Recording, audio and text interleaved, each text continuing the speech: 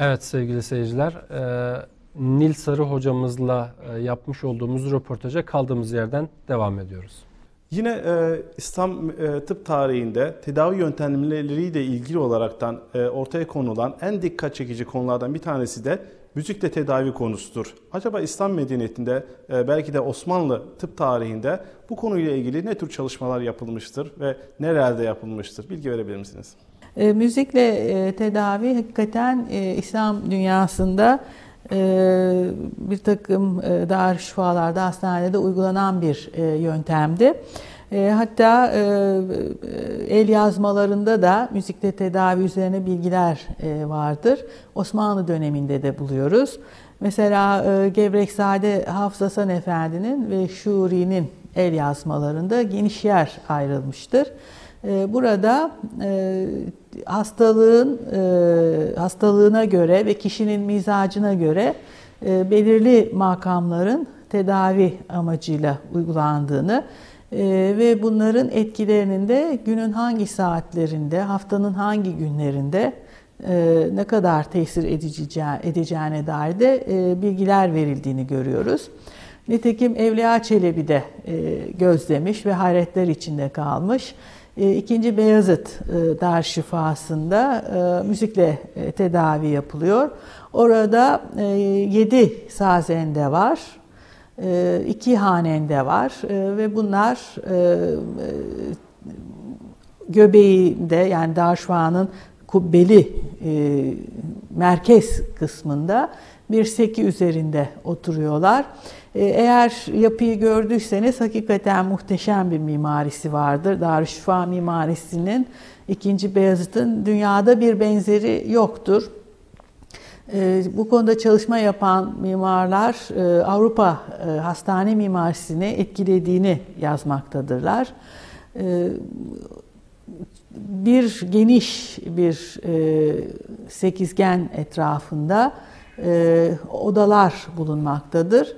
Bunlar yazlık ve kışlık odalar şeklindedir. Kubbeden ışık gelmekte ve ortada yapılmış olan havuzdan da müzik sesi duyulmaktadır. Hatta Evliya Çelebi biraz da nükteyle bu akıl hastalarının çok tuhaf halleri olduğunu yazmakta. Birbirinden güzel kokulu çiçekleri koparıp yediklerini anlatmaktadır. Bu da akıl hastalarına son derece güzel muamele edildiği ve kendilerine son derece hoşgörüyle yaklaşıldığını gösterir. Müzikle tedavinin yanı sıra telkinle tedavi ya da şok tedavisi adını verdiğim bugün plasebo tedavisi diyebileceğimiz bir yöntemin İslam dünyasında çok sevilerek kullanıldığını görmekteyiz. Mesela Razi'nin bir takım vakaları vardır. Bunlar mesela Aruzi'nin Çehar makalesinde anlatılır. Burada yer alan 12 hikayeden 7'si Razi'ye aittir. Kendisi hastayı ürküterek, utandırarak ya da korkutarak tedavi etmektedir. Bunlardan mesela bir tanesi bir sultan, bir psikiyatrik bir hastadır ve kendisi yataktan kalkamamakta, konuşamamaktadır. Bu bir tabii yüksek derecede bir idareci olduğu için kendisinin tabii bir onuru, bir gururu vardır. Razi hastayı bir hamama götürtür, onu yıkattırır, ona masaj yaptırır ve bu sırada hamamın dışına da atını hazır ettirir. Bu şekilde adelelerini yumuşattıktan, hastayı sakinleştirdikten sonra sultana küfretmeye başlar. Çok çirkin sözler söyler. O kadar çirkin sözler söyler ki dayanamaz sultan. O kalkar ayağa, yürüyemeyen sultan ayağa kalkar, arkasından koşmaya kalkar. O tabii kovalarken Razi de atına biner kaçar. Bunun gibi çok ilgi çekici tedavi yöntemlerinden söz edilmektedir. Zaten Razi hasta başında klinik tedavileri açısından hakikaten çok önemlidir. Kendisi hastayı gözlemesi, müşahedesi, muayenesi, yatak başındaki tedavisi, klinik uygulamalarıyla çok öne çıkmaktadır. Tabii ki hekimlerin kralı İbn Sina. İbn Sina'nın muhteşem bir eseri var, El Kanun adında. Ve bu kitapta da İbn Sina'ya ait bir bahis görüyorsunuz. Tabii İbn Sina'nın tıbba olan katkılarını burada saymakla bitirmek mümkün değil. Ama ben kendisinin çalıştığım 2 bahsinden söz etmek istiyorum. Bunlardan bir tanesi kuduz bölümüdür. Kuduz hastalığıyla ilgili gerek kuduzun belirtileri, gerekse şikayetleri, hastanın şikayetleri, gerekse tedavisiyle ilgili bugünkünden hiç aşağı kalmayan tanımlamalar, tasvirler yapılmaktadır. Ve bunlar Avrupa'daki tanımlamalarla kıyas edilemeyecek kadar ileri düzeyde doğru ve önemli seviyededir. Bir de ben İbn Sina'nın zinet bahsini çalışmıştım. Burada çok ilgi çekici bir konu tespit ettim. Hormonlar konusu çok önemli. Fakat o gün tabii hormon bilgisinin olması söz konusu değil. Bütün bu İslam aleminin hekimlerini düşünürken bugünkü alet edevatın hiçbirinin olmadığını düşünerek baktığımız zaman ne kadar değerli tespitlerinin olduğunu görüyoruz. Klinik açıdan çok önemlidirler. Mesela bugün bizim testosteron dediğimiz erkeklik hormonu ile östrojen dediğimiz kadınlık hormonunun tanımını buluyoruz. Tabii ki başka bir isim altında. Mesela buhar-ı duhani adını veriyor. Fakat bu hormonların azalmasında ya da çoğalmasında vücutta ne gibi etkilerin oluştuğunu, hastada ne gibi hastalık belirtilerinin ortaya çıktığını pek güzel tanımlamaktadır. Çok iyi bir gözlemcidir. Hocam, İslam dünyasında İbn Sina'nın ve diğer Müslüman bilim adamlarının modern tıbba ve Avrupa tıbbına bir takım katkıları var. Bunlarla ilgili acaba göze çarpan katkılar ve önemli gelişmeler, yenilikler nelerdir? Bilgi verebilir misiniz? İslam dönemi hekimlerinin birçoğunun kitapları Avrupa dillerine çevirtilmiş ve Avrupa üniversitelerinde ders kitabı olarak okutulmuştu. Tabii başta İbn Sina'nın Kanunu 18. yüzyıla, hatta 19. yüzyılın başına kadar kaynak eser olarak değerlendirilmiştir. Razi'nin aynı şekilde, Zehravi'nin cerrahi kitabı temel bir cerrahi kitabı olarak neredeyse 19. yüzyıla kadar o da okutulmuştur. Bizim Osmanlı döneminde de çok önemli bazı hekimler vardır. Bunlardan cerrahi alanında en önemlisi daha önce de sözünü ettiğimiz Şerafettin Sabuncuoğlu'dur. Onun Cerrahiyetül Haniye eserini biliyoruz ama onun ayrıca bir de Mücerrebnamesi vardır. Ve bu eserinde horozlar üzerinde ilaç denemeleri yapmıştır. Dolayısıyla hayvanlar üzerinde deney yapan bir hekim olarak tarihte çok dikkat çekici bir yeri vardır. Mesela gene Şirmani isminde bir göz hekimi çok önemli katkılarda bulunmuştur, bir Osmanlı hekimi. Bunlar hep 15. yüzyıl hekimleri. Ama aslında zaten göz hekimliğinde İslam medeniyeti çok ileri gitmiştir. Hüneyn bin İshak'la belki başlatabiliriz ama ondan sonra da önemli gelişmeler olmuştur. Gene Osmanlı döneminde anatomi konusunda İthaki'yi unutmamamız gerekir. Onun bir anatomi kitabı vardır ki burada hem İslam dünyasından Mansur'un anatomisini hem Batı anatomi kitaplarını hem de kendi çizmiş olduğu anatomi çizimlerini görüyoruz.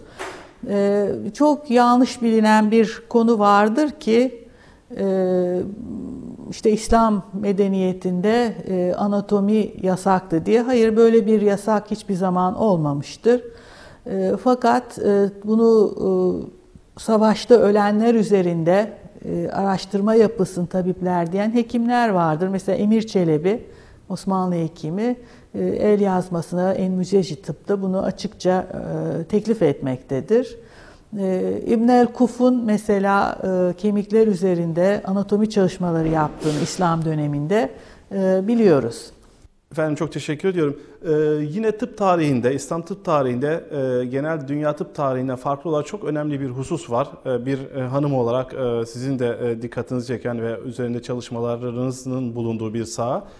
Hanım tabiplerin çalışmaları ve fonksiyonlara ilgili acaba neler söyleyebileceksiniz?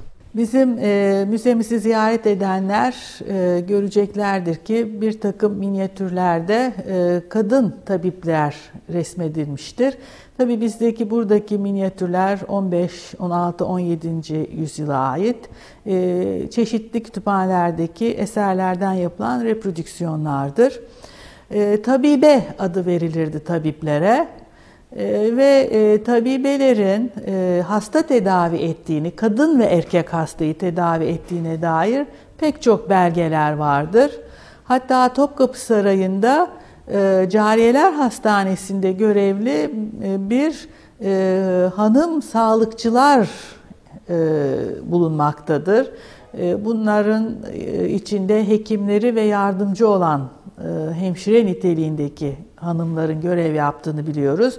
Bunların aldıkları maaşları biliyoruz Osmanlı arşivinden. İsimlerini bildiklerimiz de var. Mesela mezar taşları çok önemli bu bakımdan. Mesela bir Rabia Hatun var, tabibe. Bugün Ayasofya Camii'nin haziresinde, Küçük Ayasofya'da gömülü. Şimdi bütün bunlara baktığımız zaman İslam medeniyetinde Osmanlı döneminde rahatlıkla hanımların sağlıkla uğraşabildiğini tespit ediyoruz. Bunu yalnız bizim resmi belgelerde değil, seyyahların seyahatnamelerinde de görüyoruz. Hatta bazıları bu cerrah ve tabiplerin erkeklerden iyi olduklarını, bazılarını kaydedildiğini görüyoruz. Mesela bir tane Saliha Hatun var, cerrah. Üsküdarlı bu. Ve kendisi o kadar iyi bir cerrah ki dönemin erkek cerrahlarının aldığı ücretlerle kıyasladığımız zaman kendisinin çok daha yüksek bir ücretle çalıştığını tespit ediyoruz. Ve o kadar iyi bir cerrah ki sadece Üsküdar'da değil çok çeşitli şehirlerden kendisine gelen hastalar var. Ve bu hastaları ameliyat ediyor. Pek çok da erkek hastası var. Onları da ameliyat ediyor. Saraydan çağrılıyor bazı tabibeler, yani hanım hekimler. Saraydaki hastayı, padişah ve ailesinden kimseleri tedavi etmek üzere. Hatta sultanları tedavi eden hanım hekimlerin olduğunu gene kaynaklardan biliyoruz. Hocam yine hanım tabiplerden bahis açılmışken hanımlar tarafından kurulan hastahaneler, darüşşifalarla ilgili bilgiler verebilir misiniz? Tabii hanımların sağlık hayatına çok önemli bir katkısı da kurmuş oldukları vakıf hastanelerle ilgilidir. Mesela bizim tarihimize şöyle bir göz gezdirdiğimizde Divriği Darüşşifası, Kayseri Darüşşifası, Manisa Darüşşifası, Haseki Darüşşifası, Toptaşı Darüşşifası Bütün bunlar hanımlar tarafından kurulmuş, vakfedilmiştir. Hakikaten kendi gelirlerini böyle büyük sağlık kurumlarına vakfetmeleri dünyada emsali pek az olan bir davranıştır. Evet, son soru olarak Osmanlı tıp tarihi ve işleyişi nasıldı acaba? Özellikle Hekimbaşılık Kurumu, diğer İslam medeniyetlerinden farklı olarak dikkat çekici bir kurum. Cüzzamhaneler, tıp tarihi kurum, tıp eğitimi kurumları, darüşşifalar, bunlarla ilgili veya genel olarak Osmanlı tıbbı ile ilgili acaba neler söyleyebilirsiniz? Şunu unutmamak gerekir ki kurumlaşma olmadan başarı asla olmayacaktır. Dolayısıyla Hekimbaşılık Kurumu'nun üzerinde bilhassa durmamız gerekir. Hekimbaşılık Kurumu öyle bir kurumdu ki bütün sağlık görevlilerinin tayini, yükseltilmeleri, iyi ve kötü hizmet verip vermediğini araştırmak için sağlık çalışanlarının imtihan edilmesi, denetilmesi, başarılı bulunanların mesleğine devam etmesi, başarısızların dükkanlarının, o zaman muayenehanelere dükkan adı veriliyordu, kapatılması ya da çalışmalarının engellenmesi, bütün bunlar Hekimbaşılık Kurumu'nun yürüttüğü meselelerdi. Tabii sağlık kurumları dediğimiz zaman sadece darüşşifaları düşünmemeliyiz. Darüşşifaların, yani hastanelerin yanı sıra çok büyük, eskiden dert olan, yalnız İslam topraklarında değil Avrupa'da da çok büyük mesele olan cüzzam salgınları vardı. Ve cüzzamhaneler bunun için yaptırılmıştı. Tabii Doğu'yla, yani İslam dünyasıyla Avrupa arasında çok önemli bir fark vardır cüzzamlı hastaya yaklaşım bakımından. Miskinler Tekkesi adı verilen bir yapı içinde tecrit edilirler cüzzamlılar. Fakat burası öyle bir yerdir ki aileleriyle birlikte kalırlar. Onların burada hamamları vardır, ekip biçtikleri binanın etrafında arazileri vardır, içinde mescidi vardır. Her türlü normal yaşantıyı sürebilecek imkanlara haizdirler ve çok sayıda pek çok bölgeye yaptırılmıştır. Ve çok büyük vakıflarla işletilmektedirler, destek almaktadırlar. Bir gün benim rahmetli hocam Emine Hanım demişti ki işte Avrupa'da cüzzamhaneler kapatılıyordu, bizde de yenileri açılıyordu. Onun manasını da özellikle belirtmek isterim. Avrupa'da cüzzamlılar çok kötü şartlar altında bulunduklarından yok oldular. Bizler de iyi barındırdığımız için yaşamaya devam ettiler. Çünkü biliyorsunuz ki cüzzamın tedavisi o zaman ne yazık ki yoktu. Evet hocam, çok teşekkür ediyorum bu güzel açıklamalar için. Son olarak kitabımızla ilgili yorumlarınızı alabilir miyim? Böyle bir kitabın çıkartılmış olması bütün dünyada büyük bir hizmete öncülük ettiğinin kanıtıdır. Sanıyorum ki tekrar yayınlanacaktır. Zaten elimdeki de ikinci baskıdır. Çünkü bu bir ihtiyaçtı. Bu ihtiyacı giderme hususunda hizmet veren herkese büyük teşekkür borçluyuz. Ümit ederim ki Türkçesi de yayınlanacaktır ve bundan sonra diğer dillerde de yayınlanarak yaygınlaşması, daha gelişerek yeni basımlarının yapılmasını ümit ediyorum.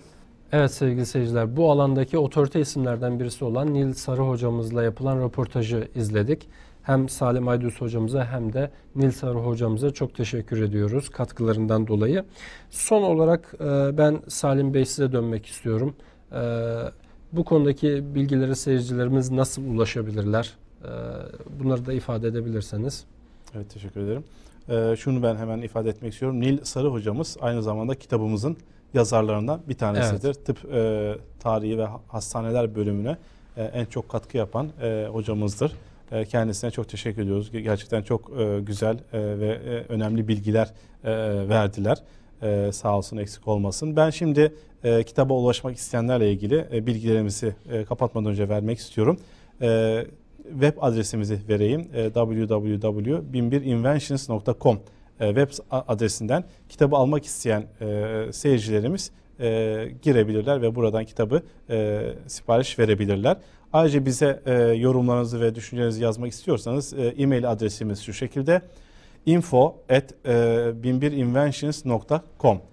Telefona ulaşmak isteyenler için ise 0044 78 78 48 39 34.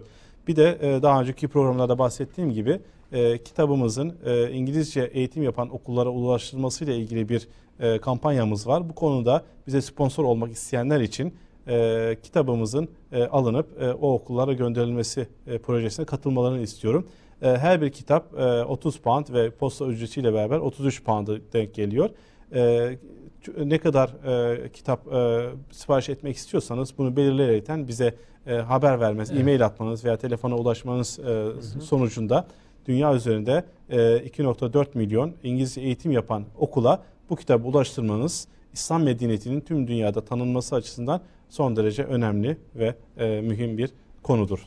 Evet. Teşekkür ediyorum. Yani bugünkü dünyamıza Müslümanların yapmış olduğu katkıların daha bilinir olmasını sağlamak için özellikle çeşitli desteklere ihtiyacımız var bu anlamda. Yani bu kitabın yayılması lazım. Evet, sponsor olabilecek izleyicilerimize duyururuz bunu. Sevgili seyirciler, bugün tıp tarihini tartışmaya çalıştık. İslam medeniyetinde tıp alanında yapılan çalışmalar, bilim adamları, bu alandaki uzman görüşlere başvurduk ve bir nebze olsun bu alana ışık tutmaya çalıştık. Bir bölümümüzün daha sonuna geldik böylelikle. Bir sonraki bölümde farklı konularla yeniden beraber olmak üzere. Sağlıcakla kalın efendim.